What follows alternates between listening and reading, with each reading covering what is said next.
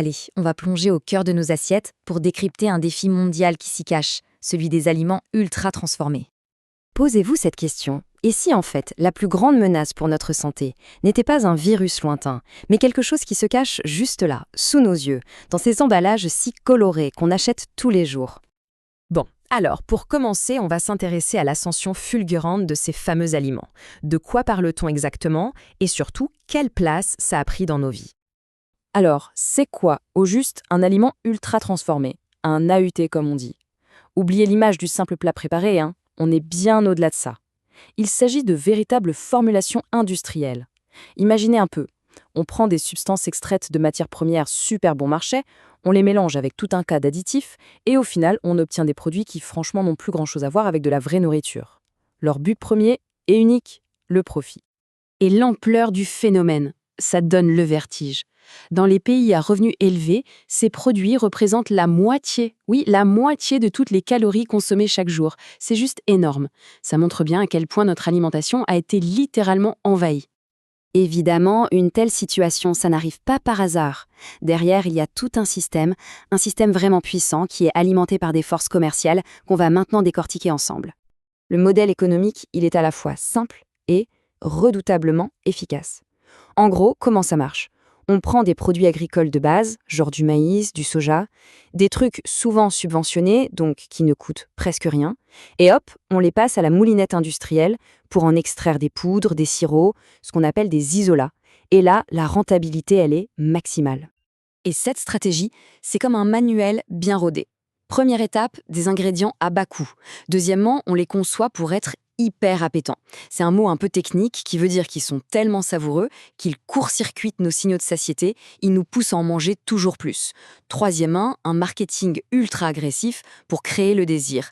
Et enfin, on consolide son pouvoir sur le marché. C'est un cycle parfaitement huilé. Mais alors, qui tire les ficelles de ce système? Il ne faut pas s'imaginer des milliers de petites entreprises. Non, non.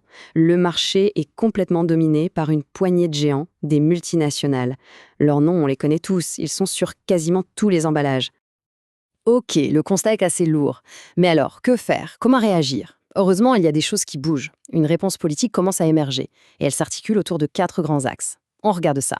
L'idée de base est assez simple en fait. Face à un problème mondial, il faut une réponse mondiale. C'est logique. Ce qu'on voit naître, c'est un véritable plan d'action mené par les gouvernements pour essayer de reprendre le contrôle. Et cette réponse, elle se joue sur 4 terrains en même temps. D'abord, réguler les produits eux-mêmes. Ensuite, transformer nos environnements alimentaires. Troisièmement, cibler les pratiques des entreprises. Et enfin, le gros morceau, repenser toutes les chaînes d'approvisionnement qui nourrissent ce système. Alors concrètement, ça veut dire quoi? Eh bien, par exemple, imposer des étiquettes d'avertissement très claires, bien visibles sur le devant des paquets.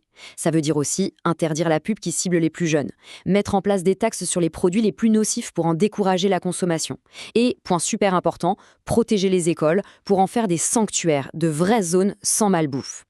Mais attention, tout ça, ce ne sont pas juste des idées en l'air, des théories sur du papier, non. Il y a des pays qui sont déjà passés à l'action. On va voir comment ils s'y prennent. On va prendre 2 exemples, 2 cas d'école assez incroyables en Amérique latine. D'un côté, le Chili, en vrai pionnier avec ses étiquettes d'avertissement et ses restrictions de pub. Et de l'autre, le Brésil, qui s'est attaqué à un géant, la transformation de son immense programme de repas scolaires. Et alors, au Chili, qu'est-ce que ça a donné? Eh bien, ça a marché. L'approche globale a vraiment porté ses fruits. Les études montrent une vraie baisse des achats de produits trop riches en calories, en sucre ou en sel. C'est la preuve que des politiques publiques fortes peuvent vraiment changer les comportements. Mais il y a une leçon très importante à retenir. L'industrie est maligne, elle s'est adaptée. Les entreprises ont réduit le sucre, c'est vrai, mais souvent pour le remplacer par des édulcorants intenses. Résultat, l'usage de ces édulcorants a bondi de 15%. Ça montre qu'il faut rester hyper vigilant parce que l'industrie a souvent un coup d'avance. Maintenant, direction le Brésil. Et là, il y a un chiffre à retenir. Un seul, mais il est juste hallucinant. 40 millions. C'est le nombre d'élèves qui, chaque jour, bénéficient du Programme national d'alimentation scolaire. L'échelle est gigantesque. Et pour ces 40 millions d'élèves, le changement est radical. L'objectif, c'est que 90% de la nourriture servie à l'école soit fraîche et peu ou pas transformée. Ce n'est pas une petite réforme, c'est une véritable révolution qui se joue dans les assiettes. Ces 2 exemples, le Chili et le Brésil, nous forcent à prendre un peu de hauteur.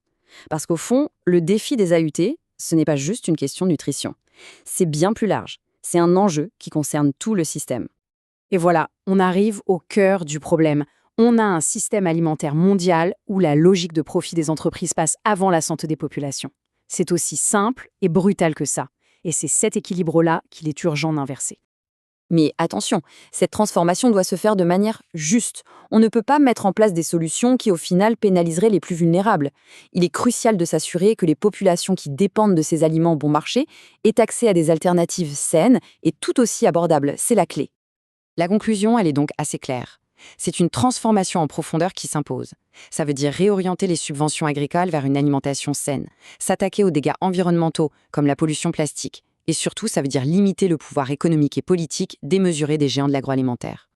Et donc, on boucle la boucle. On revient à une question, comme au début, mais cette fois, elle est plus précise.